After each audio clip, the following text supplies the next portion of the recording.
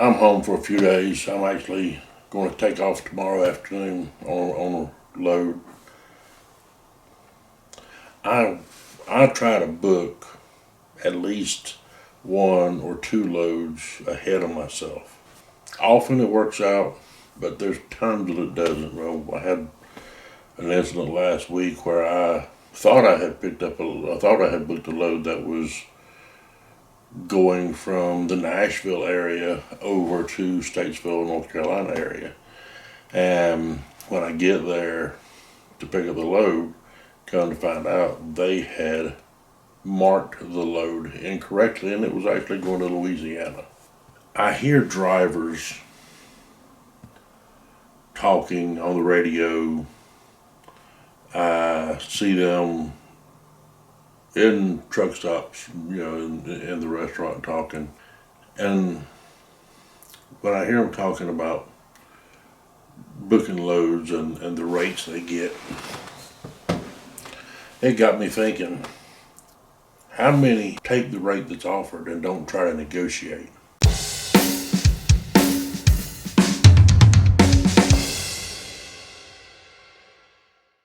I've had rates where they're offering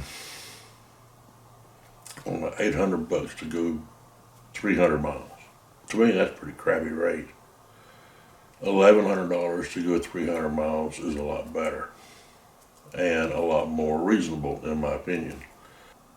I had a situation recently where I was talking with this young woman that she worked for one of these big brokerage firms, and we were talking on the phone, and I found out that she kind of stumbled into the job that she has. She had gone to school to be a social worker, I think it was, and she got in a situation where she couldn't.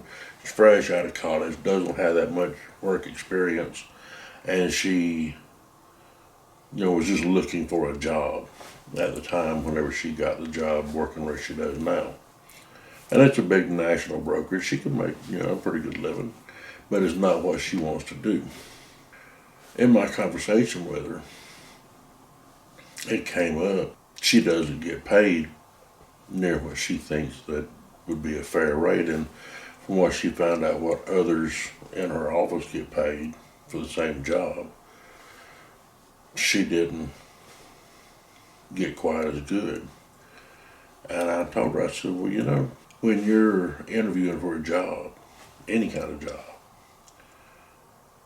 the rate of pay that they offer you, that's their offer. That doesn't mean you have to take it. It doesn't mean that you can't make them a counteroffer. Everything is negotiable. They say everything but death and taxes, but even taxes are negotiable because if you owe the IRS, they have a program where they will accept less. So even taxes are negotiable. You have to wonder how many people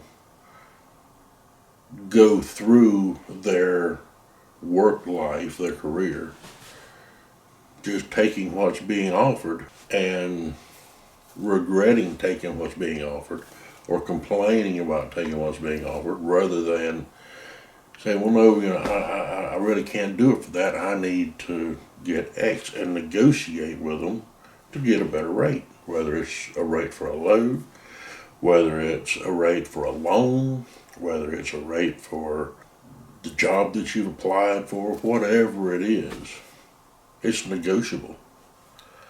And you have to keep that in mind. You're out here not just to earn a living, but you're out here operating your business each and every day. You can't just take what's being offered. You have to work to get more. You have to negotiate. And if you're not willing to negotiate, you're not going to last in this business. You're not going to last in any business very long.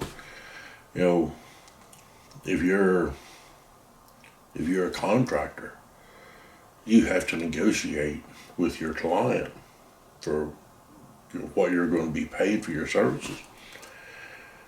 If you're hiring an attorney, you negotiate what you're going to pay him. When you have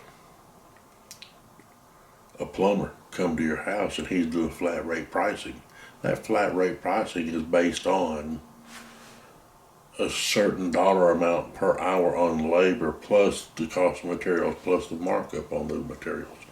On average, when you're dealing with a plumbing company or a heating and air company or an electrical company and they're charging you a flat rate to come to your home or office and make a repair, that's based on a labor rate of $200 to $300 per hour.